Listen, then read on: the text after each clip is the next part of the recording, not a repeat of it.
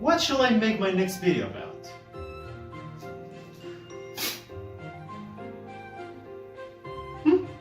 I guess it's Fire Emblem again!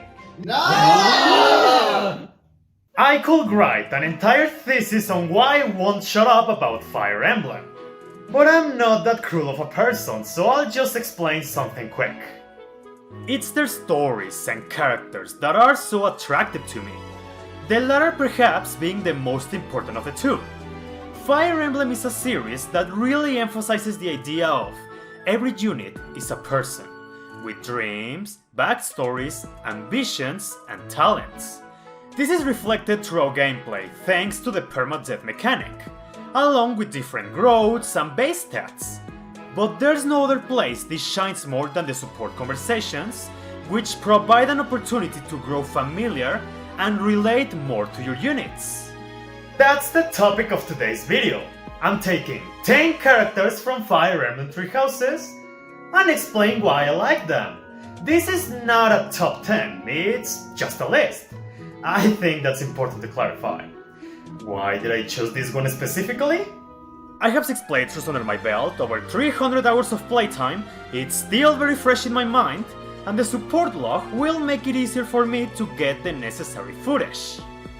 For this video, I want to focus more on their support, rather than their performance as a unit, unless there's something that I want to highlight. To make this more interesting, I'm gonna set up a few rules. 1. The character must be playable. So as much as it pains me, Rhea won't make the cut. It's tragic, because she could have easily made it on the list. Hopefully she will get her spotlight in some other video. 2. I'm only allowed to pick a maximum of 2 characters per affiliation. Luckily for us, it just so happens we have 5 banners to choose from. Black Eagles, Blue Lions, Golden Deer, Church of Sereth, and the Ashen Wolves. Multiply that, and we have 10 characters in total. I'll be rotating through them in that order. And rule number 3, no main characters from the main story. My reasoning for this is because they are super easy picks. It's very obvious they have the most screen time, the most dialogue, and debatably the most depth. And also because everybody knows who my favorite character is. Yeah! Woo! I don't think I need to mention this, but just be aware that due to the nature of the video, it's very likely there will be a few spoilers thrown in and there. With everything out of the way, shall we? While coming up with this video, the Black Eagles were the ones who had me conflicted. They were my first house after all, so I have some bias towards them. It was really hard to choose between them, but in the end only 2 could make it. Starting off this list, we have Linhardt, the guy who I thought was a girl when he was first announced. What do I like about him? He's such a great character to analyze. On the surface, his personality comes off as, haha, he falls asleep. Funny. Yes, Linhardt is lazy by nature, but I think he uses that trait to his benefit. It can get a laugh out of the player. You know, I'm going to agree with you just so I don't have to keep talking. But he can also put it out in a way that makes him interesting. What use is pride? It doesn't feed nor clothe you. It offers no warmth on a cold night. And that is just a small part of him. Linhardt is also one of the smartest, if not the smartest student in the academy. There's some irony there, because the moment he cares for something, he shows how hardworking and brilliant he is. How he's able to deduce something's wrong about Flame's identity, or how he tricks Lysithea into confessing the truth about her crests.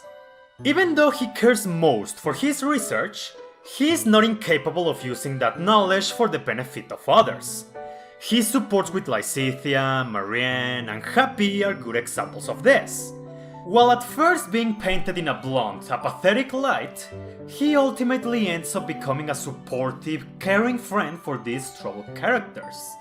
And as a side note, I'm a big fan of his friendship with Caspar, 2 entirely different men who are capable of being a likable duo.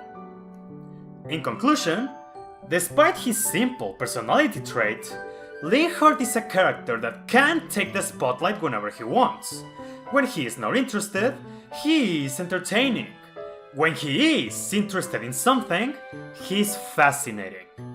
I didn't expect much from him at first sight, but there was no other healer I always wanted to have with me. Before Three Houses released, there were some characters whose base personality I could deduce just by looking at them. Noble guy, meathead, girl. Silbane was no exception to this. My first impression about him was... philanderer. And would you be surprised? That's exactly what he is. If you don't want to accept that, just remember this is an actual quote from the game.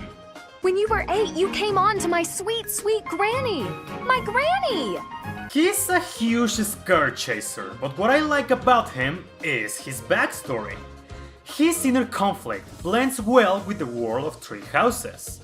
The crest of Gautier was both a blessing and a curse to him, as it made his disowned brother try to kill him numerous times, and also leads him to believe he's desired by women who want political power instead of getting to know him. This last part is evident because Silbane hides a lot of his true self.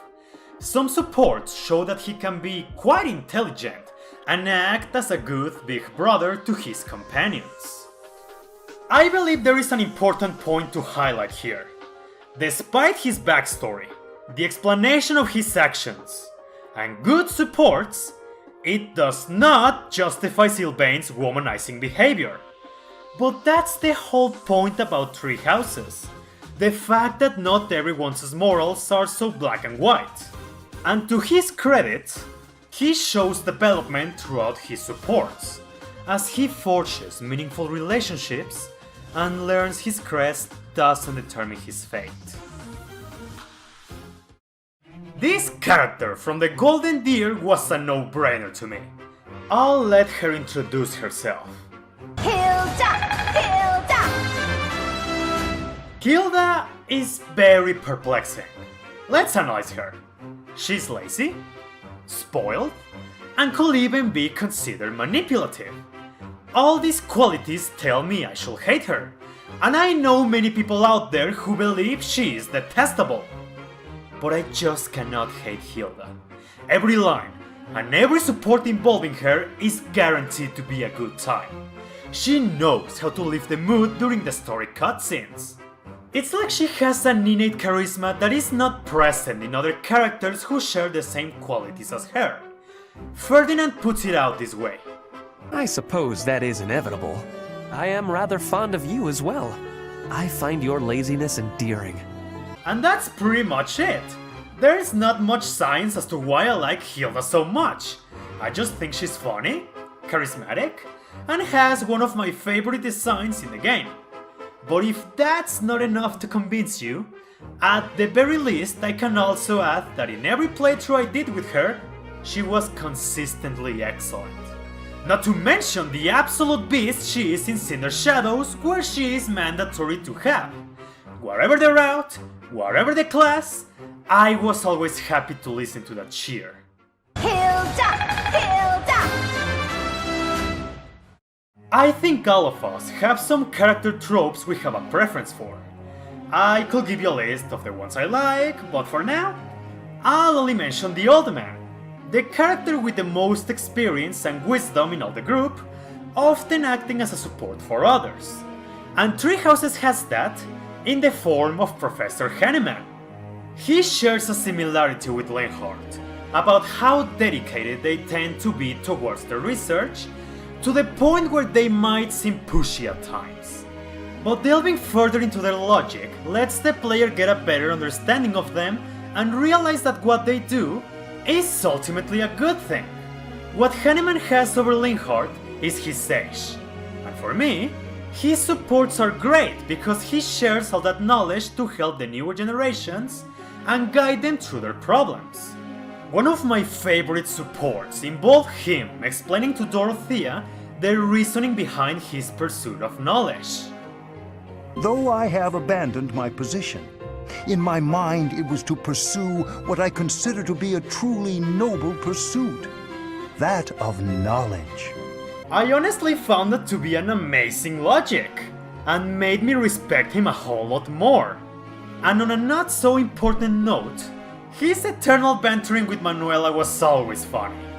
You would agree so this with is me. my fault If you now? have I objections, never said then a let's word hear about them. I know Henneman can be considered boring, and to be honest, in a game where you have mages like Dorothea, like Scythia, or the next person on this list, I can't blame anyone for thinking that. There's really not much reason to use him, but give him a chance, and you might be able to see why I think he's a cool old man. Okay, a quick game. Try to guess who's the next character on this list. I'll give you a hint.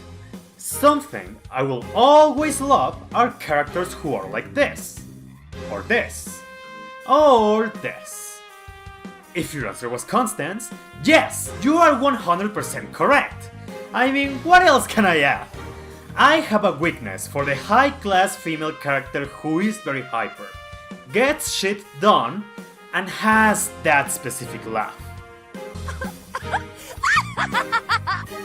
I love her enthusiastic personality, her dialogue, her design is one of the best in my opinion, and her most likely to be class, the Dark Flyer, is broken as fuck.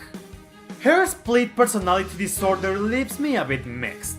It's a good thing the game explains why she is like that. And sorry if this sounds mean, but there are times where she can pull off some hilariously clever dialogue in that state. However, I think there is a limit of how far you can take self-deprecation until it starts to get repetitive and worrisome. This is in the same case as Marianne, where she eventually learns to love herself. That side of Constance never gets developed, so it is mostly used for comedic purposes, just like Bernadetta. Even after that, I think Constance's positives shine more than the negatives. She's not just that laugh. She's super dedicated to her magical experiments, has memorable supports, and I find her effort to restore her noble house to be admirable. But still, I'll always smile when she does this. As I said earlier with Silbane, when the Three Houses characters were first shown, there were tons of students who were telling me a lot just by looking at them. With Hubert I thought, he's gonna betray you, right? I mean, the sinister smile, the threatening looks, the hair covering one eye. He's evil. He's definitely bad news.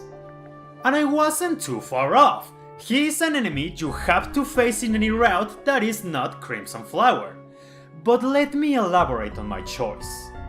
Hubert is a character who intimidates his own allies, undertakes gruesome tasks, is ruthless in his tactics, acts against the orders of the Emperor, and he threatens to eliminate you, the Professor! I cannot make this any more obvious. Hubert is an evil person. But that's what I like so much about him.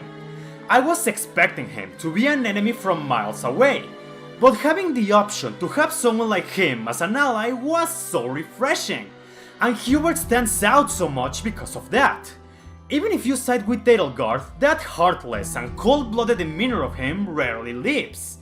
I think it's interesting to see how he can be quite honorable, and his attempts to get closer to his companions are great, because he does that in his own unique way. Ah, well, no cure for stupidity. I know some people may find him annoying because, ooh, Edelgard this, ooh, Edelgard that, and I get it. But I believe the way in which he puts out his own loyalty makes a lot of sense. I have many feelings toward Lady Edelgard. Gratitude, respect, awe, empathy, trust, hope. And unlike someone like Dudu, I think Hubert shines more because he's capable of acting on his own accord if he believes Edelgard is making the wrong decision. I'm very happy a character like Hubert exists, because he embodies the message of Three Houses. Not everyone has to be a good guy. Hubert is an evil person who can do good things, and that makes him a formidable ally. Lastly, his voice performance is one of my favorites in the game. It's hard to believe the voice actor is the same guy who voiced Tobin in Shadows of Valentia. That just goes to show how talented one person can be.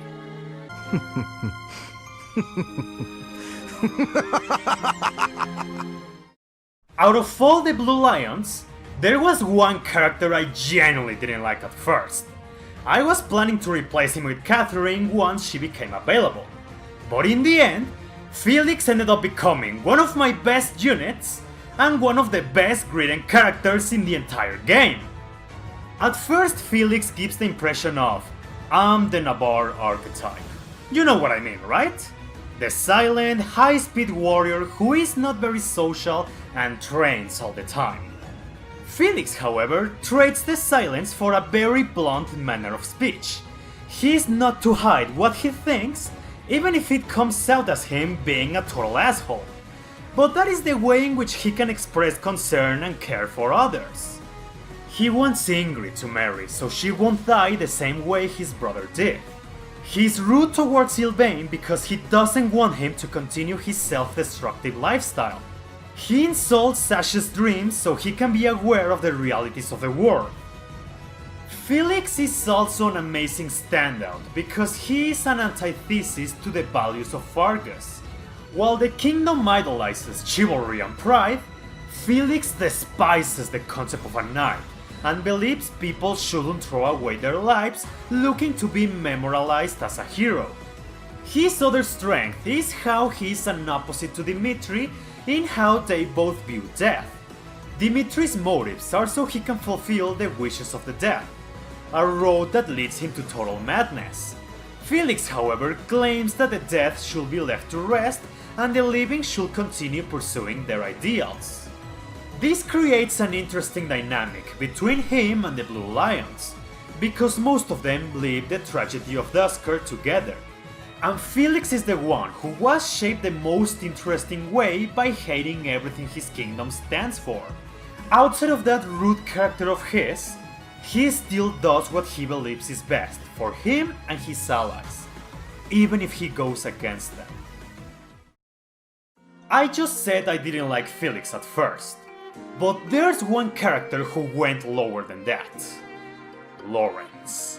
I want to ask you, what does this image make you feel? Would you trust someone with that haircut? I believe not. At that point my fight or flight response was already up. But then comes one of the worst supports in the game.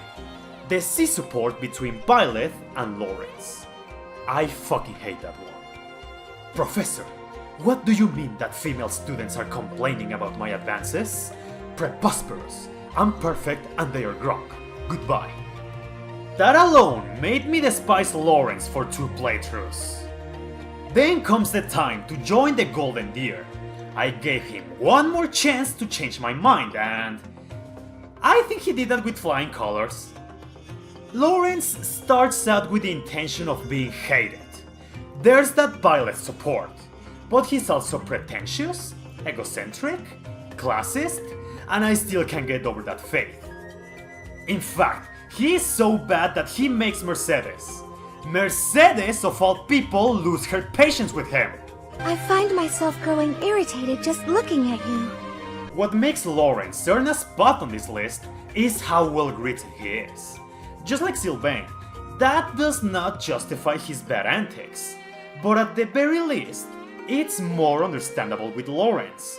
He is the way he is because he feels a sense of responsibility to his people. He claims nobles should only exist for the service of the commoners.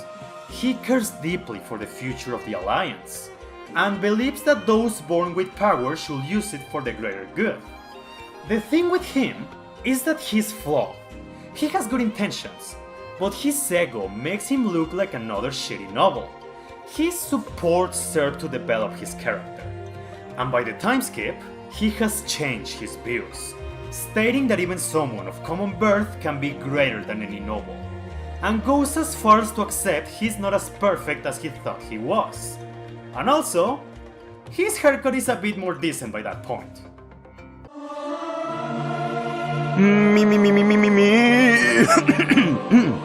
Something appears to be wrong with my throat.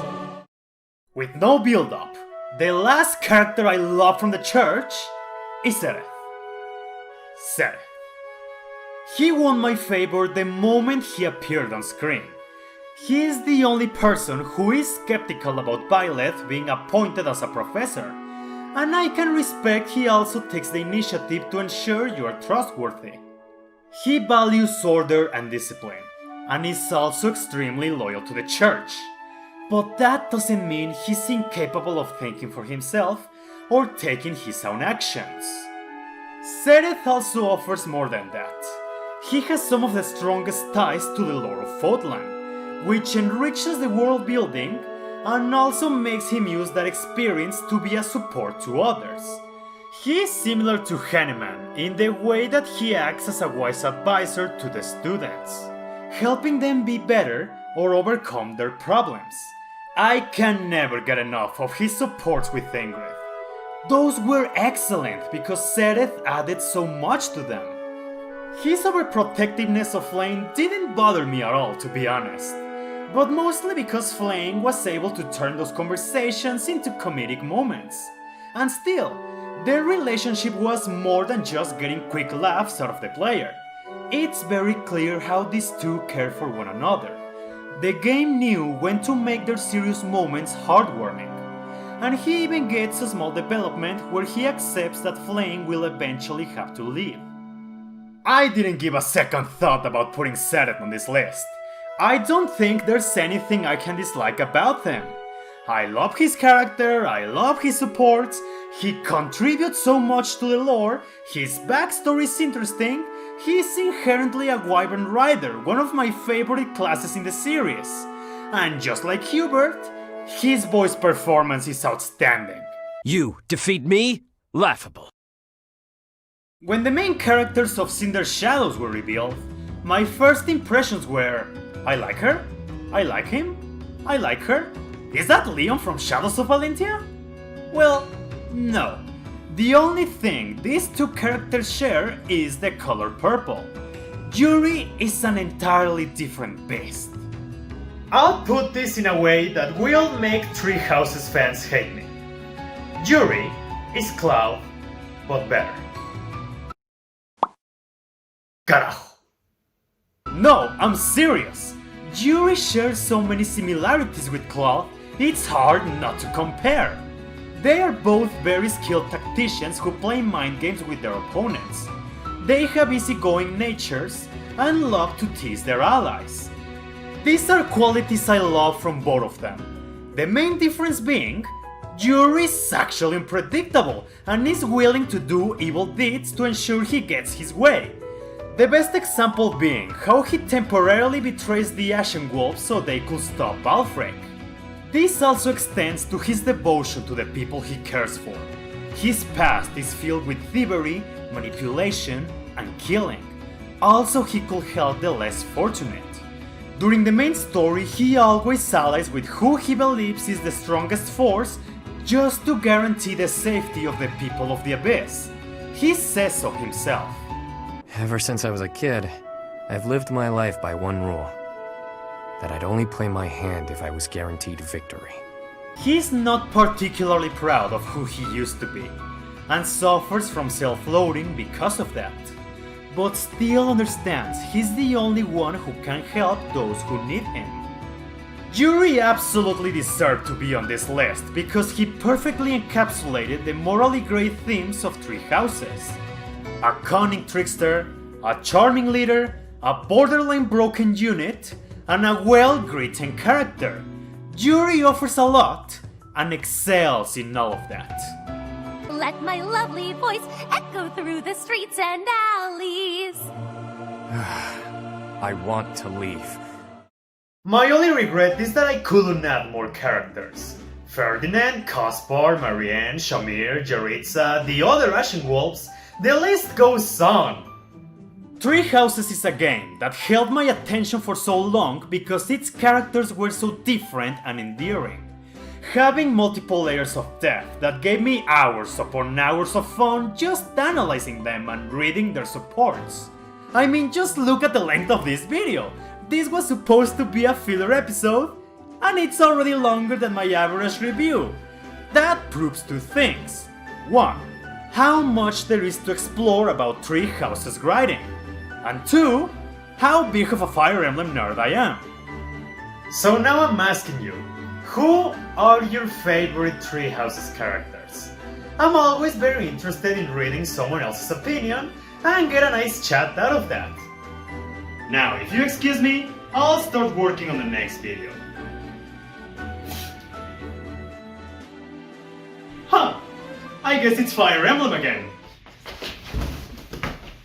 Eres un pendejo.